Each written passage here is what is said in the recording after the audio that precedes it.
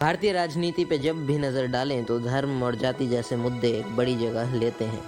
चल रहे विधानसभा चुनावों में भी धर्म और जाति के आधार पर किया गया ध्रुवीकरण कई ज़रूरी मुद्दों के ऊपर भारी पड़ता दिख रहा है। कुछ राज्यों में तो स्थिति यहाँ तक है कि विकास से जुड़े मुद्दे गायब ही होते दिख रहे हैं। जो पार्टी ज़्यादा बेहतर जातीय समीकरण बिठा रही है और धर्म के नाम पे वोटर्स को भटका रही है, उसे हमेशा से वोट्स मिलते आ रहे हैं। मैं किसी एक पार्टी के बारे में बात नहीं कर रहा।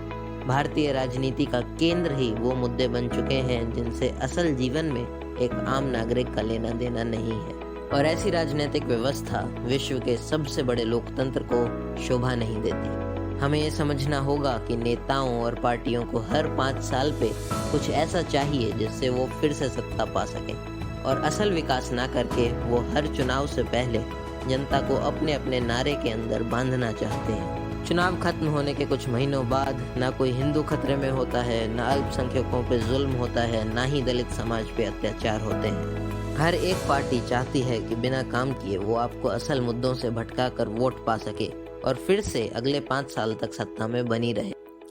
हम कहते हैं कि अंग्रेजों ने हिंदुस्तान को लूट लिया, लेकिन 75 साल से तो शासन हमारे हाथ में था ना। हम क्यों अभी तक मूलभूत विकास भी नहीं कर पाए हैं, जबकि 1947 के बाद आज़ाद हुए देश भी हमसे आगे निकल चुके हैं। कारण केवल एक है, जनता का असल मुद्दों के लिए वोट ना देना। लेकिन अब और नहीं, जो भी अभी तक हुआ वो आगे भी हो ये ज़रूरी नहीं। उम्मीद पे ही दुनिया कायम है। हमें खुद से एक वादा करना होगा कि हम अब अपनी आवाज़ मजबूत करेंगे।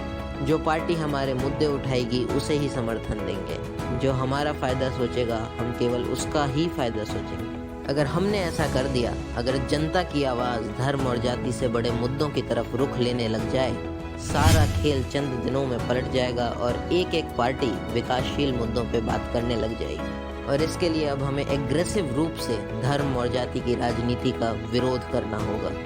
घर में, मोहल्ले में, सोशल मीडिया पर, सड़क पर, संसद में, हर जगह ये आवाज़ गूंजनी चाहिए कि इस देश ने हर पार्टी को मौका दिया, लेकिन कोई असल बदलाव ना ला सका, और हम अब राजनीति के इस रूप से तंग आ गए हैं। आपको भी खुद से ये वादा करना होगा कि वोट डालने वक्त आप ये सोचेंगे कि इस पार्टी को मैं वोट देने जा रहा हूँ, क्या उसने अपने वादे पूरे किए थे, या फिर मेरे वोट देने का कारण केवल मेरा धर्म और मेरी जाति है। छोटे छोटे परिवर्तन हमने बहुत देख लिए, लेकिन ज़रूरत हमें परिवर्तनों की नहीं, क्रांति की है, और उस क्रांति का हम सभी को एक निडर भागीदार बनना पड़ेगा।